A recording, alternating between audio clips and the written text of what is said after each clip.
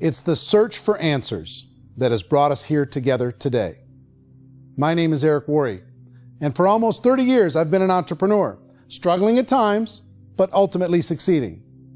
As a best-selling author, speaker, and business owner, I've spent my entire career helping millions of people around the world to become entrepreneurs. And I believe strongly that there is, in fact, a better way when it comes to how we make a living. The career landscape has changed dramatically, and many are still working in a model that is completely out of date. What worked for previous generations isn't working as well for people today. In this film, we're going to explore 3 important questions. First, what's really going on in our working world today? Second, in this new economy, is it better to become an entrepreneur, or is it safer to work for someone else?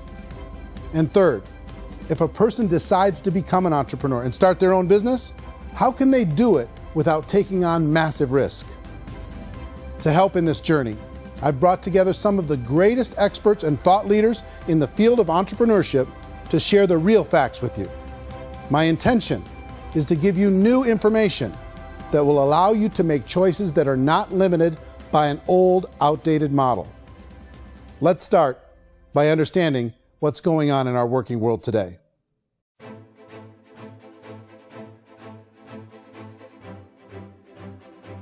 Let's look at unemployment. 30–40% of the people are honestly not working, but would be working. What our government does is if you haven't found a job in 6 months, we don't call you unemployed. We pretend you dropped out of the labor force. I've often said that unemployment, particularly structural unemployment, that's unemployment due to technological changes, is the first sign of economic growth. Think of it, 10 people live on an island. They go out every day and fish. One day, new technology shows up. A missionary brings them a net. Now, using the net, one pilots the boat, one throws the net. 2 fishermen can do all the work 10 used to. That's a 500% increase in productivity, 2 doing the work of 10, in one day. You don't have to learn a lot to learn how to throw a net instead of throw a fishing line. The island's got a big problem, 80% unemployment. But the island still has all the wealth of the fish because the 2 people produce as much fish as 10 did. Now, of course, looking back in history, these changes used to take thousands of years. And during that time, we went into farming and transportation. Some of us became doctors and some teachers and lawyers, and we developed all these new professions and new manufacturing jobs.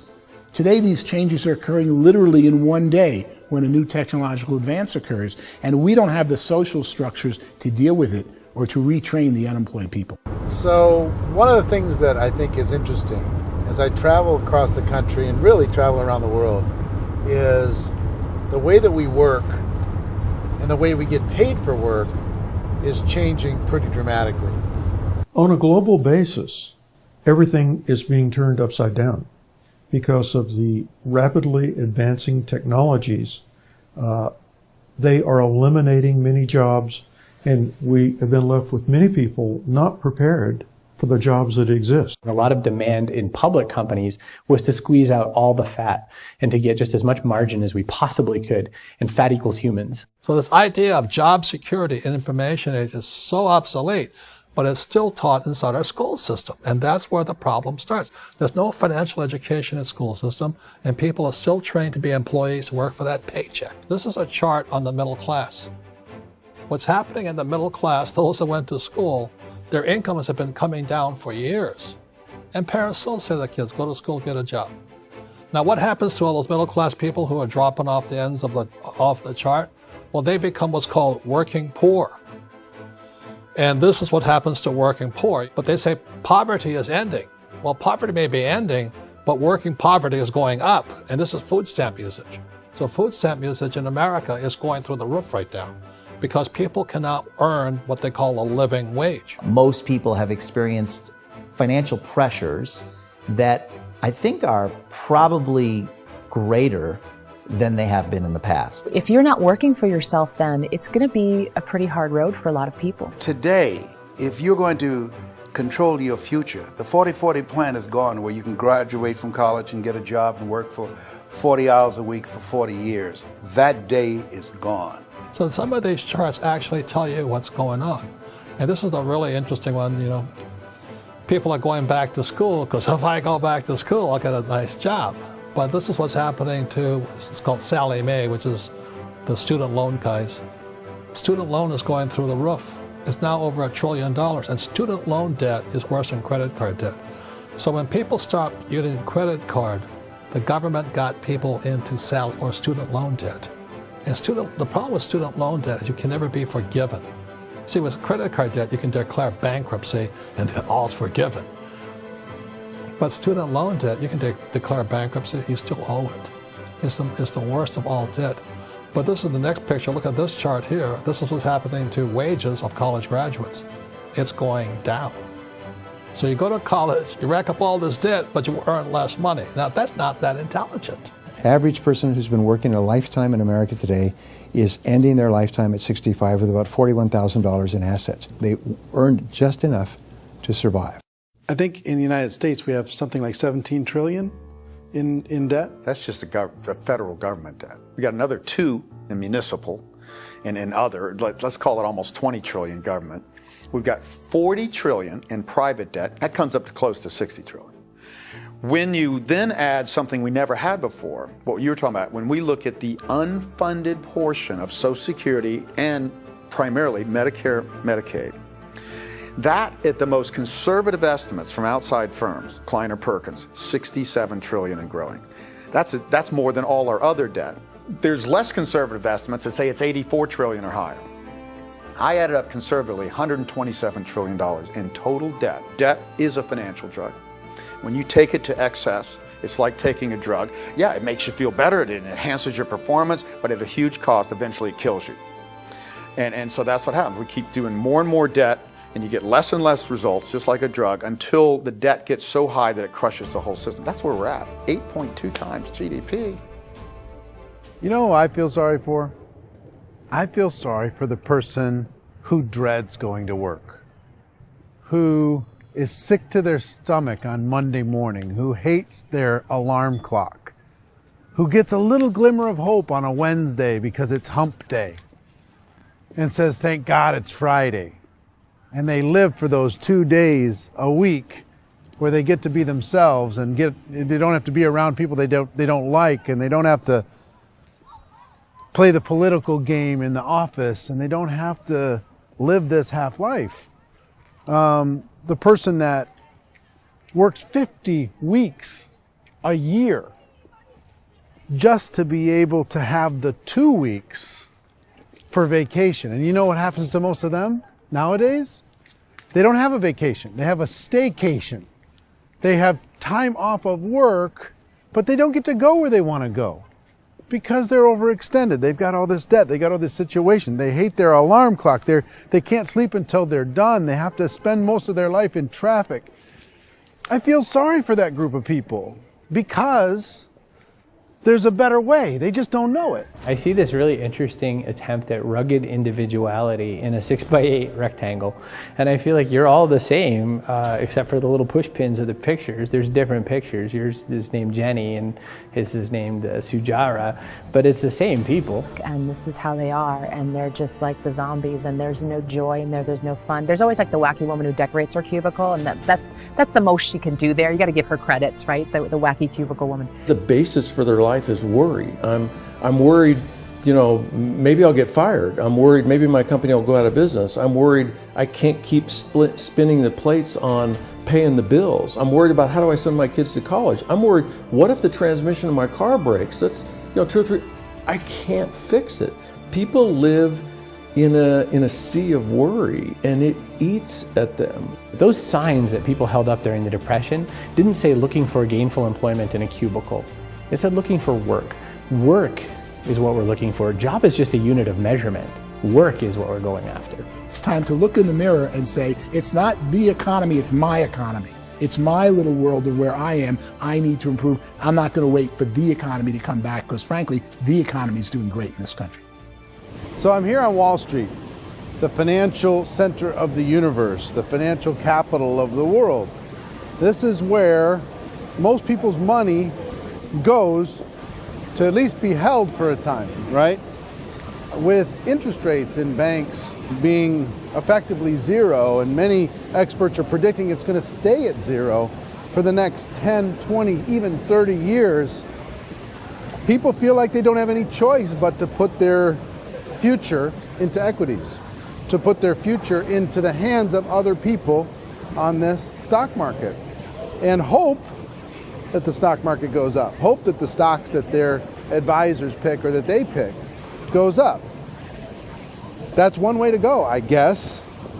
It's my personal belief that if you put your future into the hands of yourself, in other words, you have earning power by yourself, I think you're a better investment than these guys. I think you controlling your future is a better option than handing over your retirement to these guys. The average household income in the United States is approximately $50,000 a year, what they call the middle class. To reach the top 25% of income earners, you need to earn at least $90,000 a year. To reach the top 10% would be a household income of $140,000, the top 5%, $190,000, and to be in the top 1%, you'd need a combined household income of at least $380,000 a year. So here's the question. What do you think would give you the best chance to move up and get to the top 10%, the top 5%, the top 1% or beyond? In my opinion, and in the opinion of many, many experts, the answer is to become an entrepreneur, to become your own boss. I think you have to be a business owner. I can't, the only time I ever say to someone it'd be great to be an employee is when they've already told me they've surrendered. I only tell people who are wounded spiritually that they should be an employee. And it's that feeling that you get when you pick up the backpack off the little Cub Scout and say, "Don't worry, little guy, we'll get you back to the camp." You know, it is in no way a kindness when I tell someone they'd be a great employee. The other status symbol really increasingly is lifestyle. I mean, people can own their own business, maybe even work out of their house. That, I tell you, people admire that. Like, gosh, I wish I could do that. The spirit of the entrepreneur is to be a risk taker and to be resourceful and unstoppable and to have a vision of yourself beyond where you are and not willing to settle for life as it is. Think about the great entrepreneurs. They're visionary. They have heart. They're willing to do today what others won't so they can do tomorrow what others can't. Personally, I don't think of the new economy, the old economy. I create my own economy. The entrepreneur's in control. I decide what the economy is going to be like. In the world of entrepreneurship, there are no limits. You can make as much as you want, depending on how much you want to work and how smart you are and how great a team you put together. There's no more lifetime rewarding business than being an entrepreneur. Why in America, where anyone could be anything, would people want to give up their freedom and become effectively a modern-day slave, told shut up and be here every morning at 7:30, leave at 5:30, and do what I tell you? If people decide to become an entrepreneur and work for themselves, they have some traditional options, but they're riskier than you might think. Any kind of a retail business, retail build-outs, is extremely expensive. Even just these small little yogurt stores where they're putting little yogurt machines and you get all the different flavors, you're spending $200,000, $300,000, $400,000 to open a yogurt shop. I would love to buy a Dunkin' Donuts, but it's $500,000 or so to start. I don't quite have that just-in-case money. Risk you can lose it all, and most guys do 2 or 3 times, and even big guys like Branson, because I'm such a fan of his, half his companies don't work. If you make $1 million, your problems are going to go. If you make $1 billion, your problem's really going to go. Just the opposite. You and I know when you're making $1 million, you got $1 million responsibilities. You make $1 billion, you got 1,000 times $1 million responsibilities. And most people say, I'd love to be my own boss. 70% of Americans would love to be their own boss, according to recent polls. But they don't know how to get there. Because what are you going to do? One, you could buy an existing business. If somebody's selling an existing business, you have to ask why. Usually because it's probably hard. It's probably not making as much money as they hope. 2, they could buy a franchise. A little less risk, proven system, but it's expensive to be able to do that. 3, they could start something from scratch. And that's where a lot of people feel like, I don't have the chops to do it. I don't have the money. I don't have the product idea. I don't have the expertise. I don't have whatever it's going to take to be able to get there, and I can't risk my family to do it. So, 4th, they could become an investor. A lot of people in this town invest to try and figure out a way, but you got to be pretty smart with that game too, right? Venture capitalists, who are the very best and most sophisticated in investing in new breakthrough businesses, make it on 1 out of 11.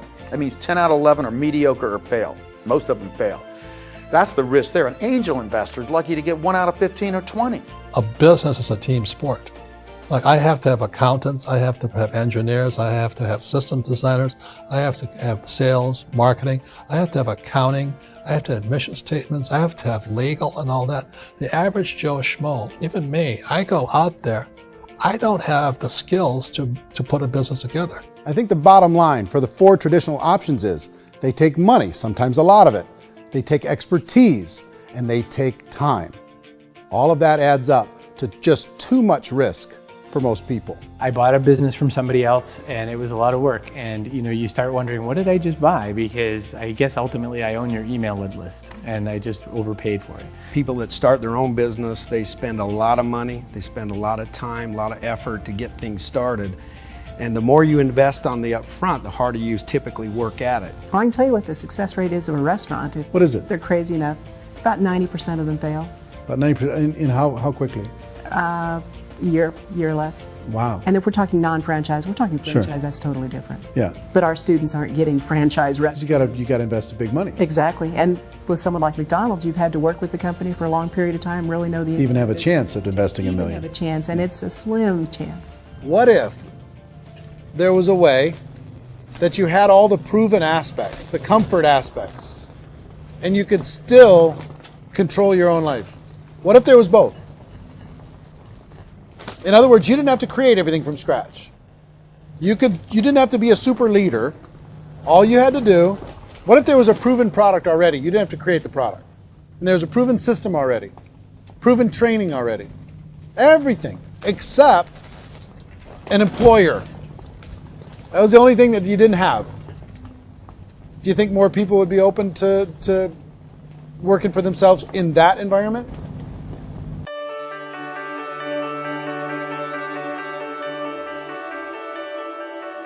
In our search for a better way to make a living, we've come to the conclusion that becoming an entrepreneur is actually safer than being an employee.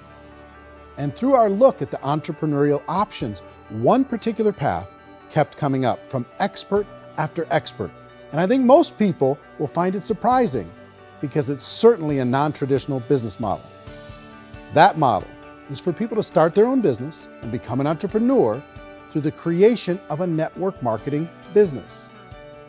Some people call it direct selling because the product is being sold directly from the manufacturer to the end consumer, cutting out the middlemen.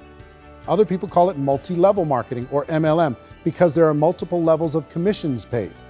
The most common term today is network marketing, because network marketing best describes using a large group of independent distributors, independent entrepreneurs, to move a product or service more efficiently. So my friend here, Donald Trump, and I, we always write about the network marketing industry. And the reason we support the network marketing industry is because it really is a business school for entrepreneurs. Because most people come out of school looking for a paycheck. Oh, that's terrible. I would go into network marketing like that.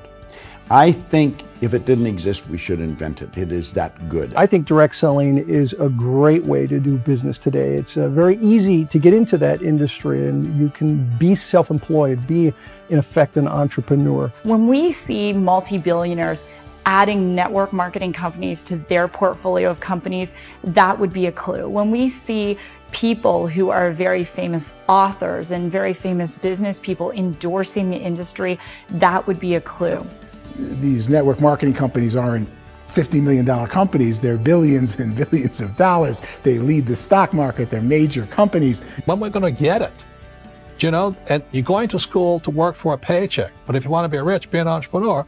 And network marketing gives you the spirit to be an entrepreneur.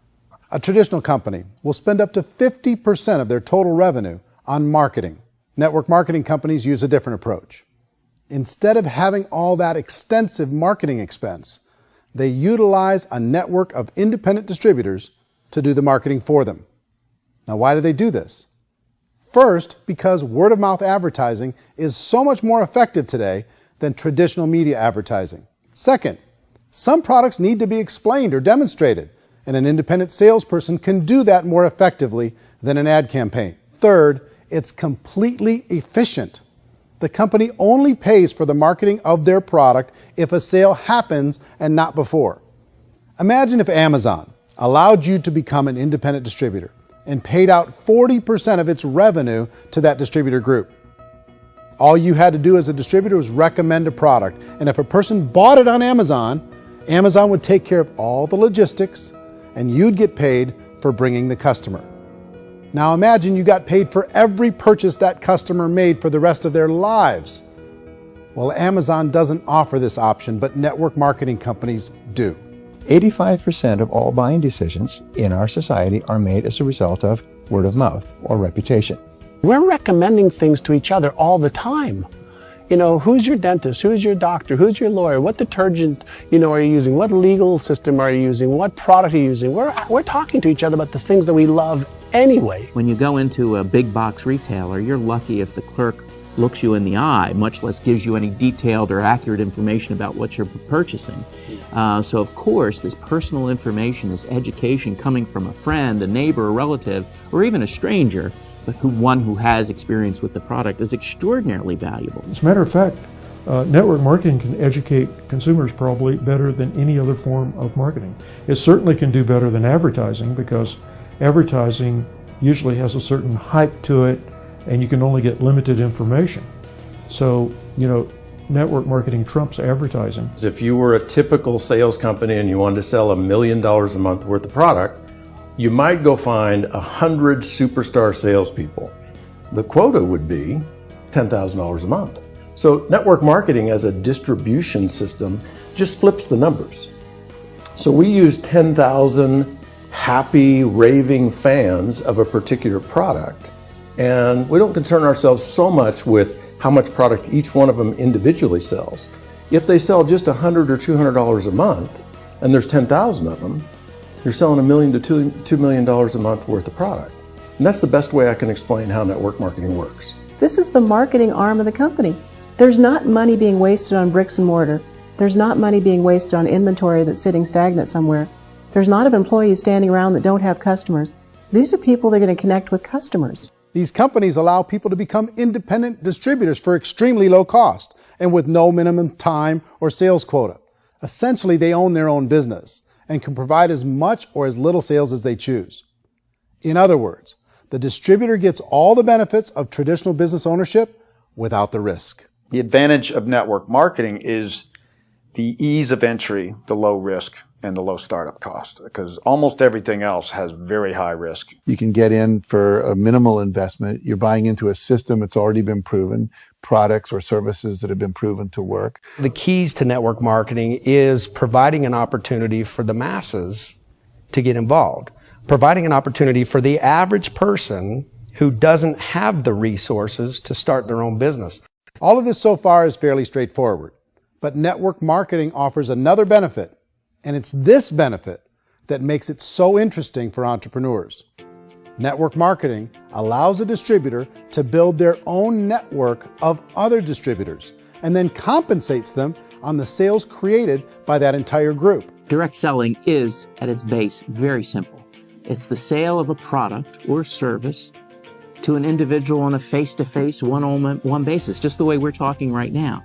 But there's an important element as well, and that's the offering in conjunction with that sale of product, the offering of an opportunity for someone to make something of themselves. No matter what your social status is, no matter what language that you speak, I mean, look how many unbelievable people are becoming successful that speak every kind of language out there. What an awesome gift to give the world. Instead of having to work your way up in a system and prove that you could be a sales manager, they just decided everybody can be a sales manager.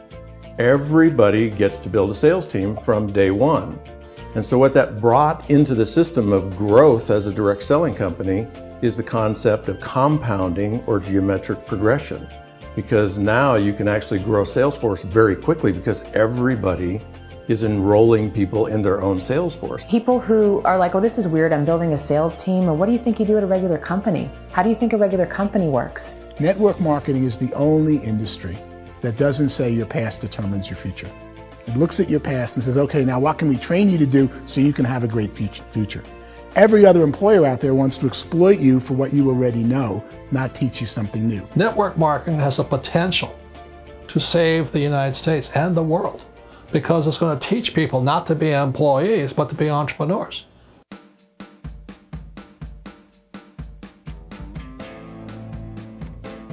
According to the Direct Selling Association, if you add up all the network marketing companies around the world, they combine to do over $178 billion a year in retail sales.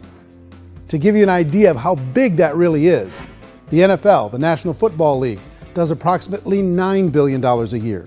The music industry does a little more than $16 billion a year, and the movie industry does about $80 billion a year.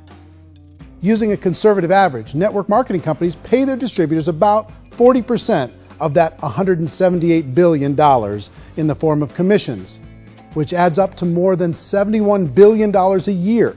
That's almost $6 billion a month. It's almost $200 million in commissions every single day.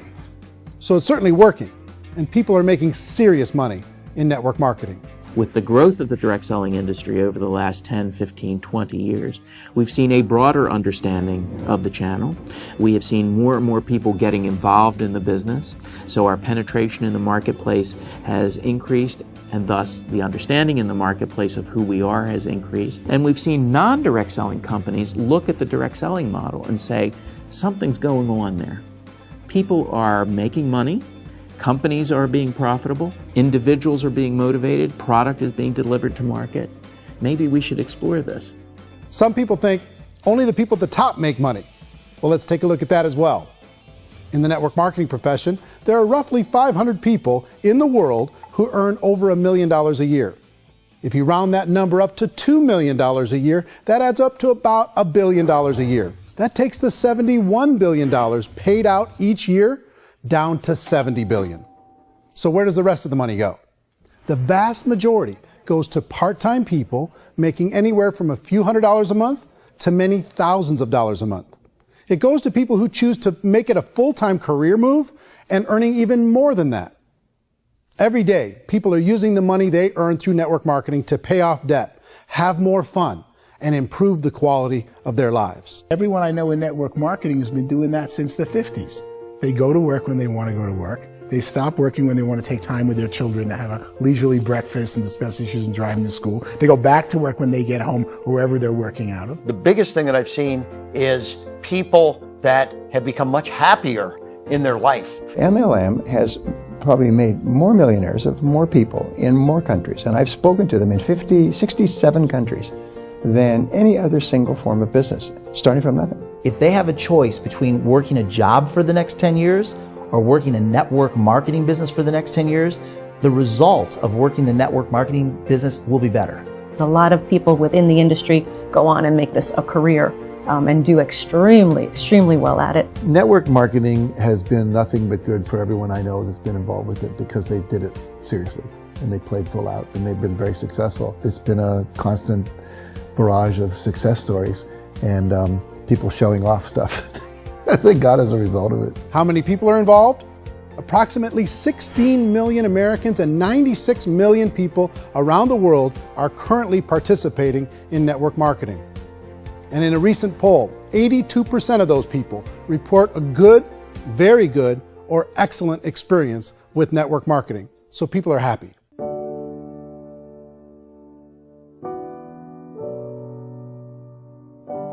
So I've taken a look at the network marketing profession and really tried to understand why so many people are confused as to the validity of this as a business.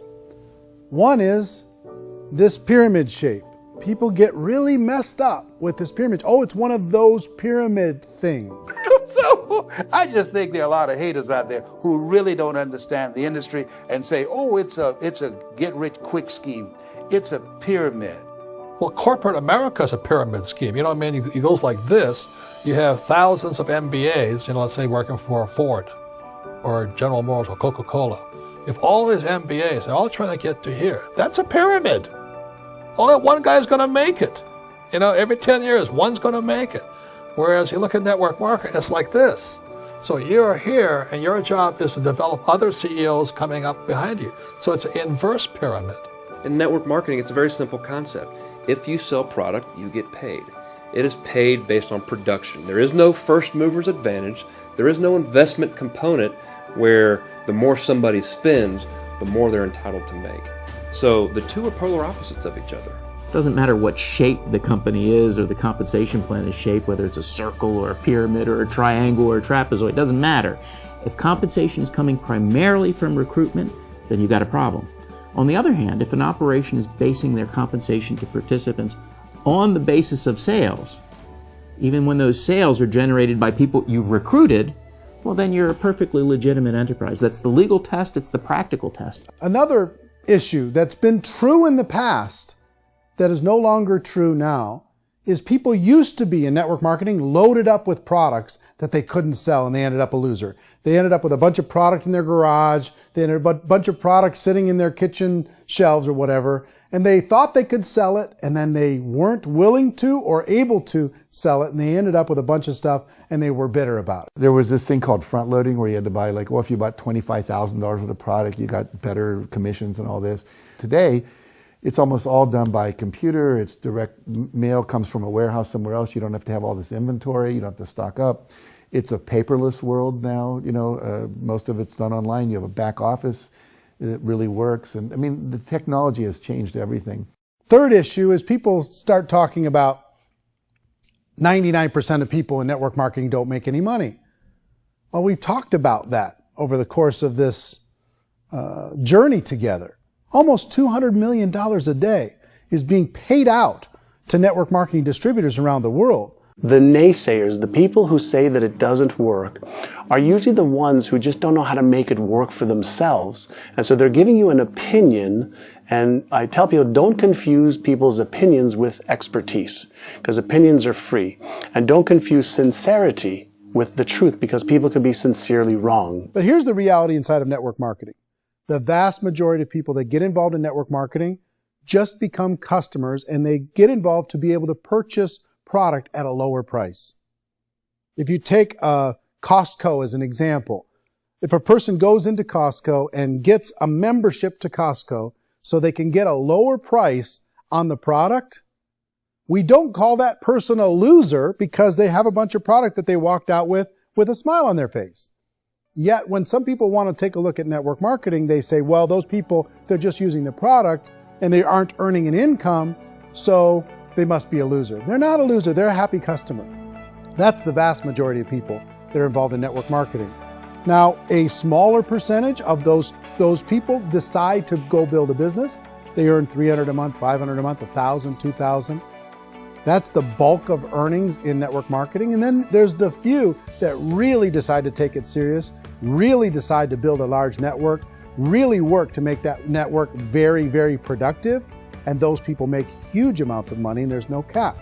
What I do as an outside economist, just somebody looking at this industry like any other industry I speak in, and say, look, what's the realities of this? 1% do incredibly well. 10% generate some additional income at pretty low risk and effort. That's not, and 90% of people roughly end up customers. One thing that I think is real when it comes to people's perceptions about network marketing is people put this, and distributors, I think, involved in network marketing have some responsibility for this. They have sometimes unrealistic claims about the product or about the income. Most people who become distributors, they want the money, they want to be successful, but they don't have the skills. They don't know what to do. And when people don't know what to do and they're in a new business, they're scared. And when they're scared, they panic and desperation kind of sets in. So they think everyone they talk to has to get in. So if I talk to you and you say, well, no, I don't have time to do that, they're like, no, I need you. You have to do this or I won't be successful. So I start clawing on you. I start that desperation. So then I start making claims about the product, which are not appropriate, probably not even true. Or I start saying, let me show you how you can make all this money and you don't have to do anything, Eric. And so you just totally misrepresent the opportunity, and you're clingy with people because you think you need everybody to be successful. And you don't. You know, one of the messages that I try to deliver most forcefully to companies as well as salespeople in direct selling is that you don't have to overpromise. The reality is in network marketing, there's a lot of hard work involved. There's a lot of effort. You're going to have to develop yourself. It's a business like anything else. It's going to take some time, but in my opinion, it's better.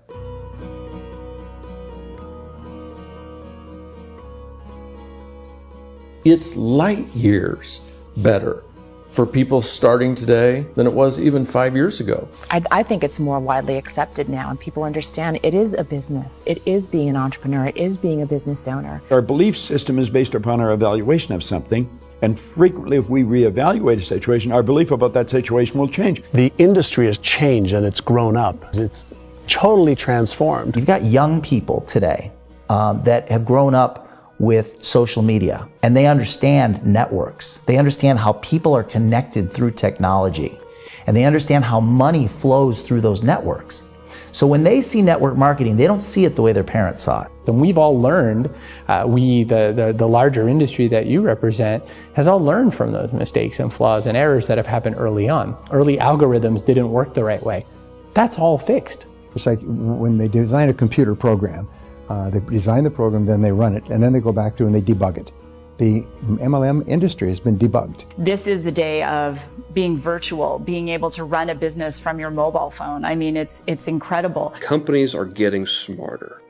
They're implementing more consumer protections. They're implementing more compliance training. They're doing more with respect to product research. If you do get involved and you make purchases of inventory, even on a voluntary basis, if you decide that this business is not for you, you can leave and have that inventory repurchased by the company. There's no other business that offers that kind of protection on a voluntary, self-regulatory basis.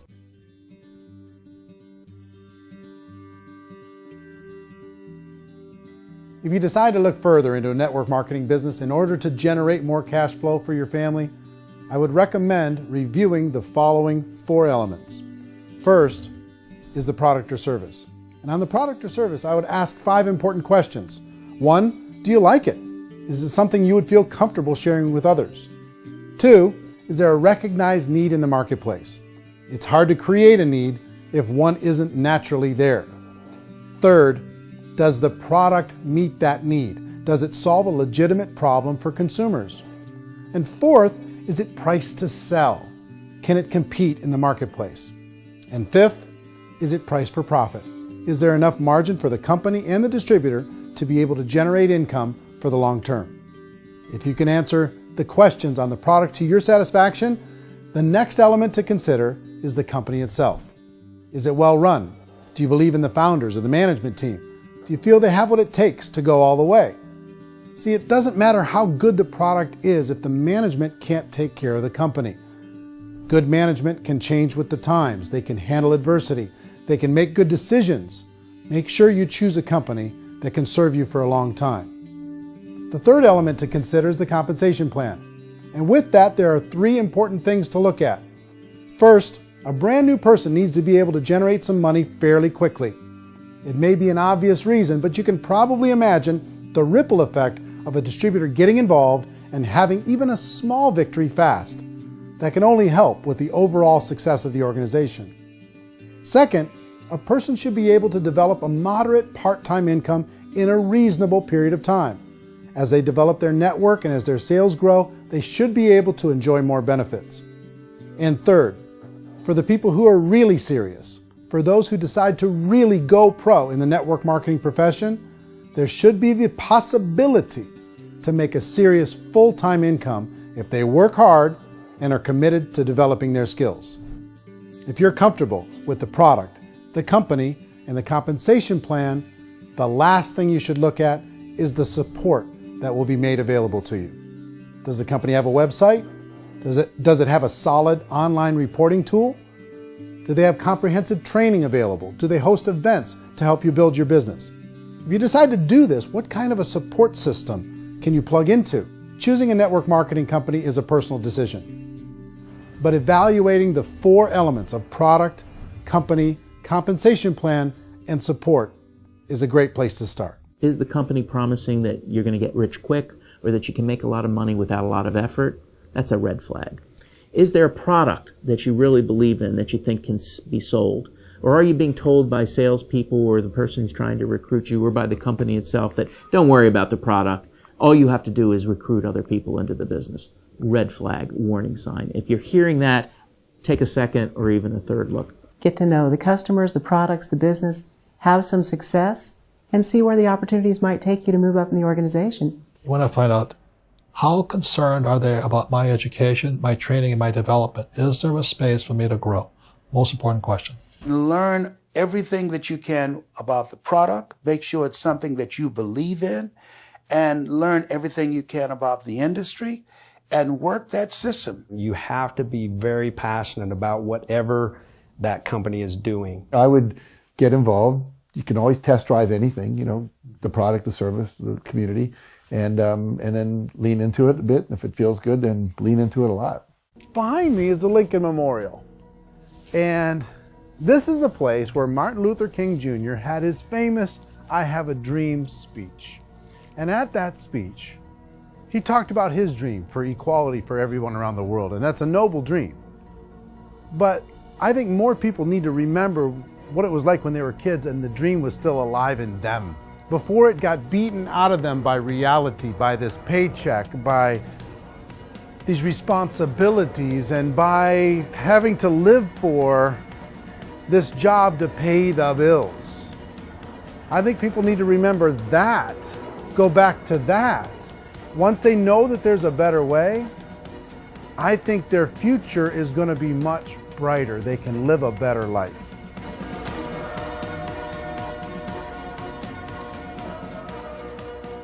So if you're considering getting involved in a network marketing company, let me offer you just a few pieces of advice. First, network marketing isn't perfect. It's emotional, it's challenging. Like any entrepreneurial venture, it can have its up days and its down days.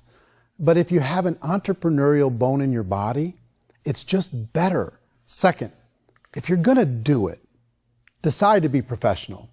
Decide to go pro. It's better to do that than just be this amateur sticking your toe in the water. Third, as any professional, you're going to have to learn some new skills. And I promise you, inside of the network marketing profession, they're not too difficult to learn. Fourth, like anything worthwhile, it's going to take some time. Don't expect that you're going to get to the finish line right out of the gate. And fifth, it's worth it. It's worth it to be able to take charge of your life again. It's worth it to be able to control your own financial situation. It's worth it for the people you're going to be able to spend time with. It's worth it for the things you're going to be able to see and the experiences you're going to be able to experience. It's worth it for the causes you're going to be able to contribute to, the lives you're going to be able to touch, the customers you're going to be able to help, the friendships you're going to be able to develop. I promise you, it's worth it. Remember, most people are searching for answers just like you are. But I do have to tell you the catch to network marketing. If there is a catch, if you want to understand this from an emotional point of view, people say, well, it sounds too good to be true. It's not, it's hard work. But here's the catch. Most people still don't understand it. So you're going to have to endure the loss of social esteem from ignorant people. The uneducated will think less of you. Now, if you can handle that, you're on your way. If that's going to destroy you, you know what? Entrepreneurship in general probably isn't in your future. If you can face that catch, you can become unstoppable. I want everyone to really contemplate this if they're not in network marketing. You're in a job, you probably have a mortgage, you have rent, you have debt, whatever's going on. You're in a prison. You work just hard enough to keep them from firing you, and they pay you just enough to keep you from quitting. Come on! I've been there, done that, and bought that t-shirt. In network marketing, if you run into failure, it's really just a homework lesson for yourself. There's no one to blame. You really have no excuse not to be successful. You just don't. People don't want to hear that, but there's so much available to you. If you want to be a good network marketer, be a student to the people above you, be a fellow traveler to the people on the same level, and be a teacher to those below, and know when it's appropriate to do which. People who are not afraid of asking people to buy things or not afraid of persuading people with a chance they may say no.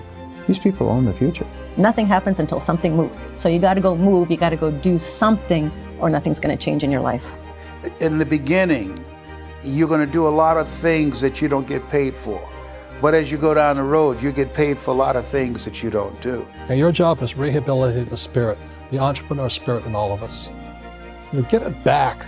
Either give it a strong yes or a strong no, but no wishy-washy, dilly-dally stuff in the middle.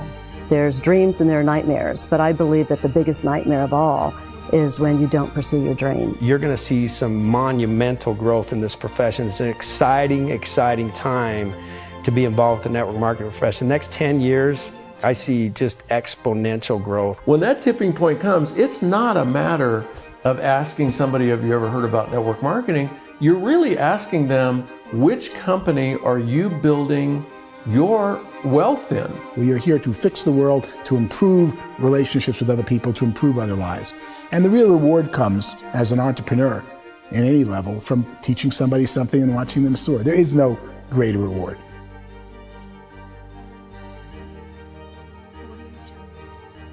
Life's too short to spend it living someone else's dream instead of your own. It's too short to spend it living at a fraction of your potential. Can being an entrepreneur be a challenge at times? Sure. But here's what you get in exchange. It can be yours. Something that you built, something that you created, something that you made happen. This balloon represents your dream. It represents entrepreneurship. My wish for all of you is that you would reach out and grab it. The choice is up to you.